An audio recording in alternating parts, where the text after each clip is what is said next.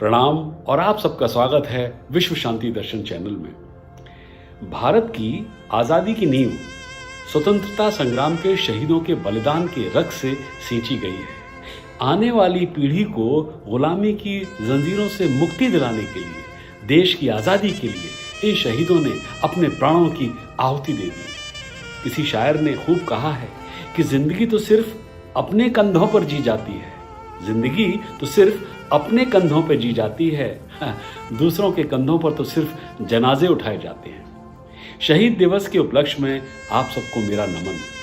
23 मार्च 1931 को भगत सिंह, शिवराम राजगुरु और सुखदेव थापर चेहरे पर मुस्कान और होठों पर इंकलाब जिंदाबाद का नारा लगाते हुए हंसते हंसते लाहौर जेल में फांसी पर चढ़ गए। लाहौर षड्यंत्र मामले में अपनी भूमिकाओं के लिए निष्पादित तीनों शहीदों ने ब्रिटिश राज के खिलाफ लड़ाई में नई ऊर्जा का संचार करने में समान रूप से महत्वपूर्ण भूमिका निभाई थी।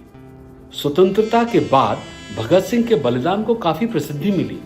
उनके ऊपर कई फिल्में भी बनी, बहुत कुछ लिखा भी गया, जिससे हम सभी वाकिफ हैं। मगर उनके हमवतन राजगुरु और सुखदेव के बारे में लोगों को ज्यादा मालूम नहीं है। आइए उनकी थोड़ी जानकारी ले लेते हैं और आगे बढ़ते हैं। सुखदेव थापर, यही था उनका पूरा नाम।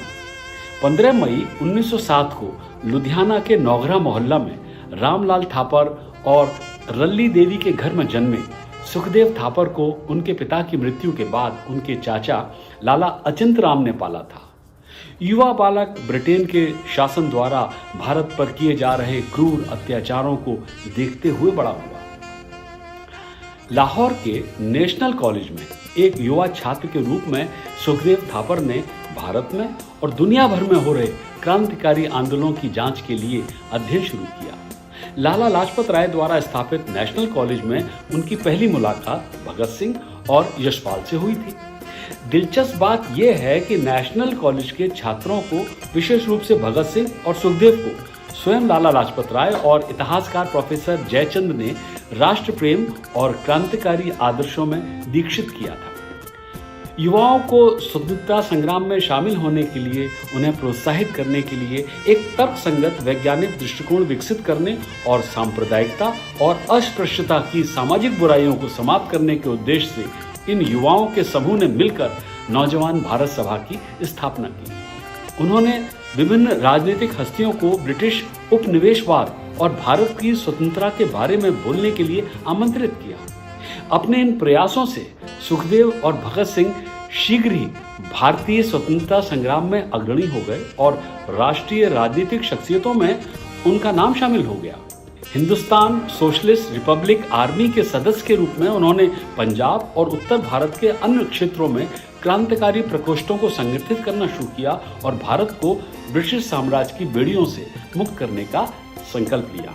उन्होंने कई क्रांतिकारी गतिविधियों में सक्रिय भूमिका निभाई, लेकिन लाहौर षड्यंत्र मामले में उनके साहसी हमले के लिए उन्हें सबसे ज्यादा याद किया जाता है।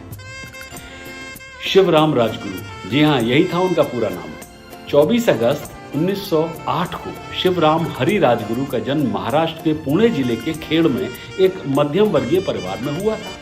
सुखदेव की तरह वो भी ब्रिटिश राज द्वारा भारत पर लगातार किए जा रहे अन्याय और शोषण को देखते हुए बड़े हुए। इन अनुभवों ने उनमें भारत की स्वतंत्रता की लड़ाई में क्रांतिकारियों के साथ शामिल होने की एक प्रबल इच्छा पैदा हुई। चंद्रशेखर आजाद के उग्र शब्दों, साहस और भारत के प्रति गहरे प्रेम ने विशेष रूप से राजगुरु के ऊपर अपनी अमिट छाप छोड़ी और वे हिंदुस्तान सोशलिस्ट रिपब्लिक आर्मी में शामिल हो गए। एक कुशल पहलवान और संस्कृत विद्वान युवा देशभक्त HSRA के तत्वाधान में वे भगत सिंह और सुखदेव से मिले और जल्दी ही घनिष्ठ मित्र बन गए। इन तीनों की क्रांतिकारी गतिविधियों ने ब्रिटिश साम्राज्य के दिल में डर पैदा करना शुरू कर दिया था। फरवरी 1928 में संवैधानिक सुधारों का सुझाव देने के लिए साइमन कमीशन भारत आया। आयोग में एक भी भारतीय सदस्य नहीं होने के अनुचित और अपमानजनक निर्णय से भारतीयों में बहुत गुस्सा और निराशा हुई। परिणाम स्वरूप देश में विरोध हुआ, जिसके कारण अनुभवी नेता लाला लाजपत राय पुलिस द्वारा क्रूर लाठीचार्ज में मारे गए। बहुचर्चित स्वतंत्रता सेनानी की मौत का बदला लेने के लिए तीनों ने वरिष्ठ स्वतंत्रता सेनानी पर लाठीचार्ज के लिए जिम्मेदार ब्रिटिश पुलिस अधिकारी सहायक पुलिस अधीक्षक जॉन सैंडर्स की हत्या कर दी। इसके तुरंत बाद भगत सिंह और साथी क्रांतिकारी बटुकेश्वर दत्त ने खुद को गिरफ्तारी के लिए पेश करने से पहले केंद्रीय विधानसभा के अंदर 2 बम और पत्रक फेंके। ये 2 आरोप थे जिन्हें ब्रिटिश राज द्वारा लाहौर साजिश मामले में एक साथ जोड़ा गया था, जिसके कारण HSRA के युवा नेताओं की गिरफ्तारी हुई थी। जेल में अपने जीवन के अंतिम 2 वर्षों में भगत सिंह, सुखदेव और राजगुरु ने भारत के राष्ट्रीय स्वतंत्रता संग्राम के इतिहास में सबसे प्रसिद्ध अदालती लड़ाई लड़ी। जी हाँ, अपने क्रांतिकारी संदेश के प्रचार के लिए अदालत को एक वाहन के रूप में इस्तेमाल करने के अलावा उन्होंने जेलों में राजनीतिक कैदियों की अमानवीय स्थितियों पर भी ध्यान दिया। उनके उग्र राष्ट्रवाद और महान बलिदान ने भी बड़ी संख्या में लोगों को स्वतंत्रता आंदोलन में शामिल होने और समर्थन करने के लिए प्रेरित किया।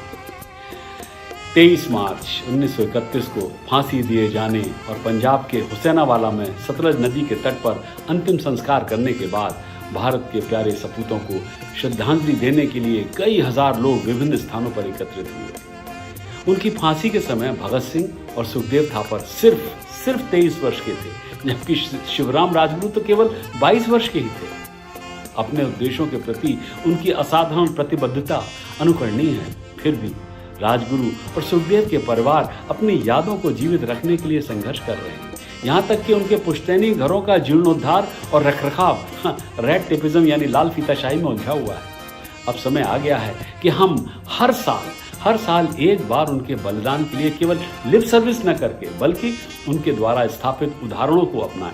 अपने देश के लिए गहरा प्रेम, समर्पण और ज्ञान की एक अमिट ज्योति को अपने जीवन में जलाए रखें। शायद इन नायकों को हम यही सबसे सार्थक श्रद्धांजलि दे सकते हैं, क्योंकि भगत सिंह ने खुद कहा था, बम और पिस्तौल क्रांति नहीं करते। बम और पिस्तौल क्रांति नहीं करते, विचारों के पत्थर पर क्रांति की तलवार तेज होती है। अगली बार फिर सुनेंगे ऐसी ही कोई और देश प्रेम की कहानी। देखते रहिए और जुड़े रहिए विश्व शांति दर्शन चैनल से।